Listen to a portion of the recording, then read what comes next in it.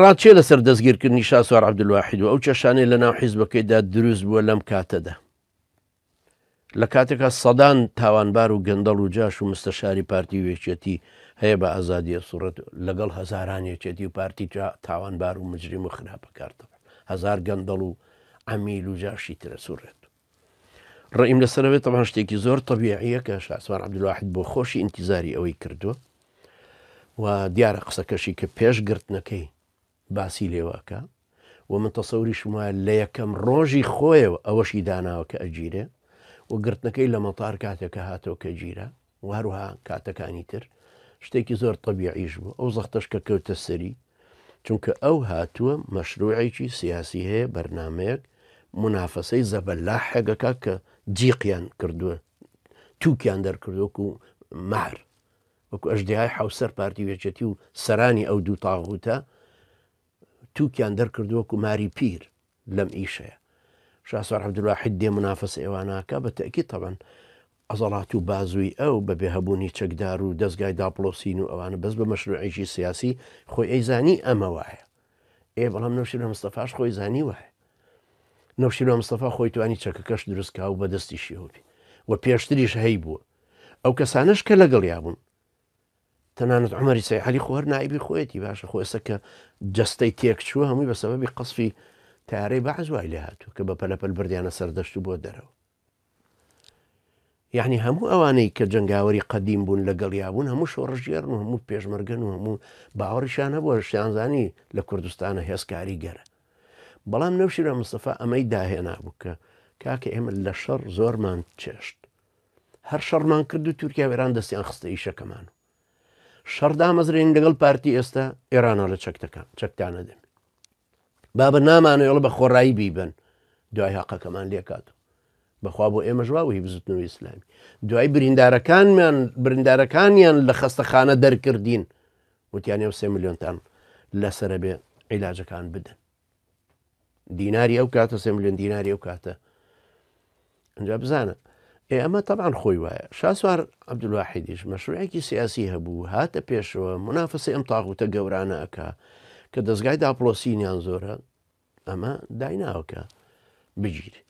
هەندێک کەسی تر کە هەر عینن وەکو ئەم پرسیاران بۆ من نووسیوە و هەندێکی کە ئەڵێن تەبعاً نەم خوێندەوە ئەڵێ تۆ پێدوانیە شاسوار عەبدولواحید لە ضمنی گەمەیەکی سیاسیە بێ ئەیگرن و مشاوراتێکی لەگەڵەکەن و دوایی بەریەدەن بۆی هەندێک ئیشوکاری تر بکات چونکە گەورەبوونی نەوەی نوێ و شاسوار عەبدولواحید لەسەر حسابی گۆڕانەبێ گەمەی سیاسیش لەم نەوعەش لە هەموو وڵاتێک کراوە مسلمان کردێتی و کافر کردێتی غەربی کردێتی شەرقی کردێتی کۆمەنیست کردێتی لێوراڵی کردێت لا سیاسەتە ئەنجەرشتانەش دیسان هەیە من تەمان لە تەرەفی خۆمە من ئەو تاوانبار ناکەم بە شتێکی ئاو چکە منجی دەلیلەکەم لەسەر ئەمانە نییە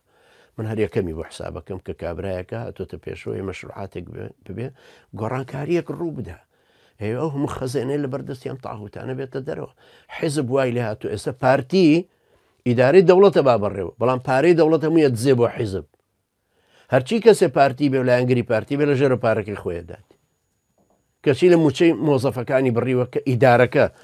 محوەرەکە بۆڵبرینگەکە بەوە لە سوورێ ئەم مۆزەفە بۆڵبرینگەکە کەچی ئەم پارەی لەم بڕی بەڵام لە ژێرەوەیدا بە حیزبەکانی خۆی شاسوار عەبدولواحید یان نەوشیرە مستەفا یا گۆڕانونەوەی نوێ ئەمانەی تر و ئیسلامیەکان و یانویست ئەمە حەل ببێ لەبەرەوە من وا نازانم تەبعاً یعنی وازانم ئەم گرتنە شتێکی زۆر زوڵمە و بە تەئکید من هاوسۆزیشم لەگەڵیا و دژی ئەو زوڵمەشم کە گیراوە کە شاسوار عەبدولواحید گیراوە دژی ئەوەم چونکە ئەو کابرایە هیچی پێنی غەیری قسەکردنی بۆ لەسەر قسەکردنی گرن لە بەریتانیا جنێو بدەی بە مەلیکە ئیلیزابێتیش نادگرن ئەدبن بۆ مەحکەمە جنێوکەت لە مەلەی عام لە سپیک کۆرنەر داوە هەموو عالەم وڵات گوێی لێ بووە بە ئینگلیزی ژوتوتە خەڵک هەمووی تێگەیشتووە بەڵام حکومت نادەن ئەڵێن ئەگەر تکرارت کردەوە 10 پاوەند غرامەیە 10 پاوەند چییە دێتەوە جاریش کەش جنێوەدا 10 پاوەنی خۆیەت مادام بە جنێوەکە تەنفیسە لەم وڵاتانە شەروایە لە نەروی جنێو بە مەلیکیش بدەی کەس بە کەس نییە مەلیک وەکو یەکێکی تر شاسوار عەبدولواحید خۆ جنێوی پێ نەداون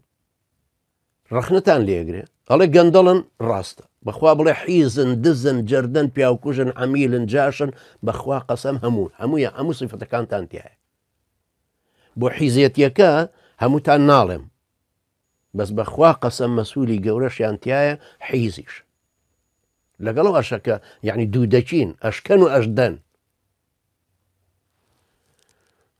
ئەو عمامە بەسەرەوە نەبووە هەروەکو شاعیرێک جوابم بداتەوە هەموویم بۆ کرد بە شعر ئێستا هەردووچیان لە لای پارتی شوێچێتیش چکە قەزای ئەخلاقیانش دیسان خۆ بە ئێمە ئاگاتۆی مەش خەڵکێکەکەی لە ناو ئەوانە پێمانە گەێنێت بە ڕەسم ڕویان ڕەش بێ ئەوە مەسئولەتی کوردایەتی ئاوە شاسوار عەبدولواحید بە مەزڵومی گیراوە و لەسەر قسەکردنەکانیشی گیراوە مەشروعێکی سیاسی پێ ئەگەرم تاغوتان ڕاستەکەن دیموکراسین فەرم ڕێگای بدەن قسە بکە بۆچی ڕێگای ناتێن ئەوە ڕێی منە لەسەرەوە